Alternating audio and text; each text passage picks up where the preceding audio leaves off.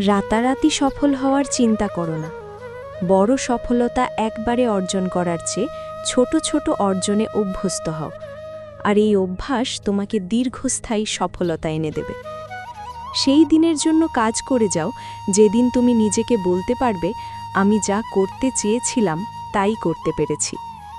স্বার্থপর মানুষ আপনজন হারায়, আর স্বার্থত্যাগী মনোভাব আপনজন বাড়ায়। সিদ্ধান্ত নিয়ে যখন কাজ শুরুই করে দিয়েছ, এখন আর কোনোভাবেই দুশ্চিন্তাকে মনে জায়গা দিও না।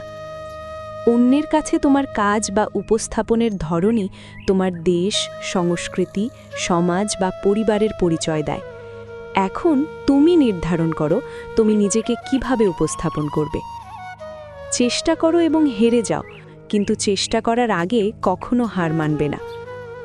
আজকে তাই করো যা অন্যরা করছে না, যেন আগামী দিন তুমি তাই করতে পারো যা অন্যরা কখনো করতে পারবে না।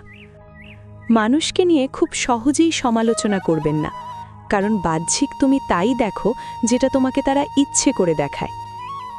এটা মেনে নাও, নিজেকে খুব ভালো অবস্থানে দেখতে গেলে সবাইকে তাদের মনের মতো সময় দেওয়া অসম্ভব।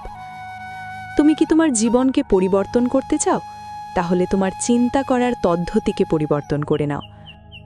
তোমাকে ঘৃণা করতে দাও, কিন্তু একটা কথা খেয়াল রেখো, তারা যেন তোমার নাম সঠিকভাবে উচ্চারণ করে।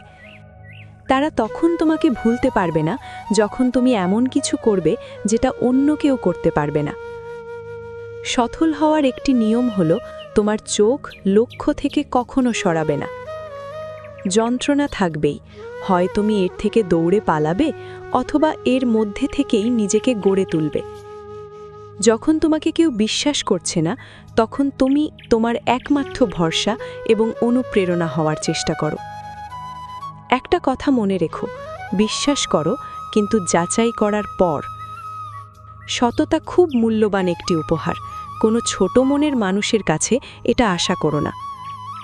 কথা বলার সময় দ্বিধাহীন হও, মনের কথা শুনতে সাহসী হও এবং তোমার স্বপ্নের মতো বাঁচতে শক্তিশালী হও।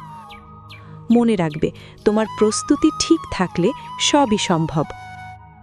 সঠিক পথেই এগোচ্ছি আমি জানি, কারণ আমার আশেপাশের কিছুই আর এখন সহজ নয়, কিন্তু আমি তবুও হার মানছি না। ভিডিওটি যদি আপনার মন ছুঁয়ে যায় তবে অবশ্যই একটি লাইক করবেন এবং আপনার মূল্যবান মতামত কমেন্ট করে জানাবেন। প্রিয়জনদের সাথে ভিডিওটি শেয়ার করতে ভুলবেন না। এই রকম আরও হৃদয়স্পর্শী এবং মোটিভেশনাল ভিডিও পেতে আব্দুল স্টুডিও চ্যানেলটি সাবস্ক্রাইব করে পাশে থাকা বেল আইকনটি প্রেস করে রাখুন। ধন্যবাদ। সুস্থ থাকবেন, ভালো থাকবেন।